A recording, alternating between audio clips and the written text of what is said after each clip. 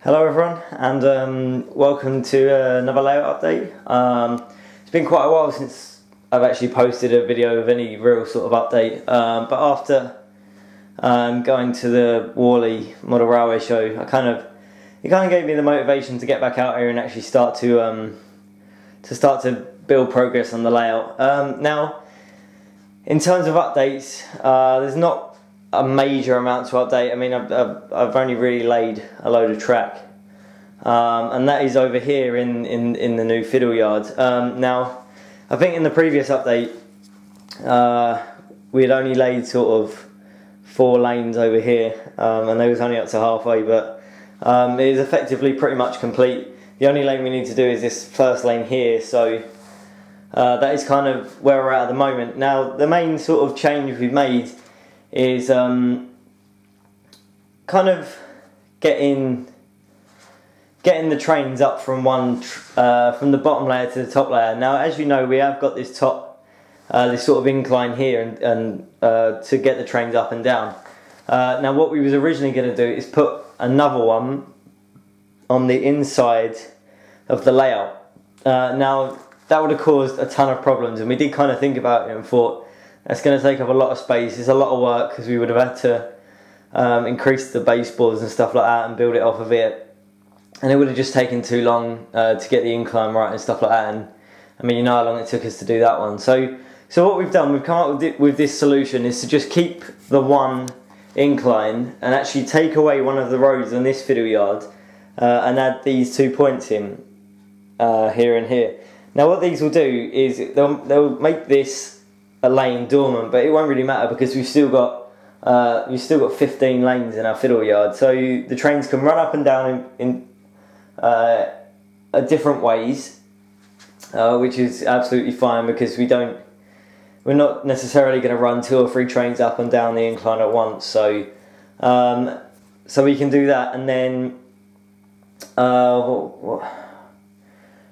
then yeah, they can just run down the same loops as what they can come up on either track. We can just cross them over up here. We've kind of got an idea that the station is actually going to go here. The reason for that is because we saw an idea at one of the stands at Worley, or one of the layouts there, where they actually showed they had like the 4 tracks crossover points in the middle. But we kind of built off that and got a sense of how we could actually incorporate that into here, and I think this is kind of the best place for us to put the station, because then we can fit all of the scenery, any other run round loops or anything like that, any TMDs that we want, we can fit them all over here, and it kind of gives us more space to work with rather than this whole area being taken up by one big station. So what they'll run down into, I was trying to think of what to say then, they'll run down into here, then they'll run round this loop here, and then into the fiddle yard, which has got exactly the same formation as the one over here. It branches out and stuff like that. Now, our next step isn't going to be very fun because we have 1, 2, 3, 4, 5, 6, 7. We have 7, 14, 21, 28 point motors, 29, 30 point motors to wire up. Now, that is not very fun, and we got an idea of some different point motors as well that we can use, so we just really need to get cracking on that. Now, I hate wiring, I'm not an electrician by any means, so it should be really fun. We're going to think of new ways. There's new switches we found and stuff like that to make it easier, but we're going to try and hook them up so they all run off one power supply sort of thing, and then we can literally just try and think of the simplest way possible we can actually do it. So if you guys have got any advice on that, I mean, the last time we done point motors, we had wires everywhere, and that's just not something I want this time. I really do want to make it a lot simpler, a lot easier, and I want to make one that actually works properly, because the last one didn't really work in terms of that. Now, like I said, I went to the Worley Model Railway show. Unfortunately, I didn't really have the money to like buy anything major. The only thing I did buy was a couple more flask wagons, so I've got 3 rather than just the 1 now, which is actually really handy. But but like I said earlier, it kind of did give me the motivation to start coming back out here. And there was a lot of stuff there I would have liked to have brought, but obviously, you know, model railways are getting more and more expensive by the minute, so you can't really keep spending money like just blowing it. You know what I mean? It's an expensive hobby, and it always has been and always will be. So, but that's part of the commitment. But one thing I did want to speak about, and I was kind of disappointed about, was the lack of modern image layouts there in general. There was a couple of N-gauge model like layouts that were modern image, but apart from that, there weren't really any. There wasn't any at all like 00. Like when I went to Ali Pali, there was New Bryford and stuff like that. And in terms of that, and I think it's what it seems to be lacking at the moment, is a lack of modern image exhibition layouts. I mean, there's a lot of people that do model in like the modern day rolling stock. I mean, obviously I do, and I know a lot of people on YouTube do as well,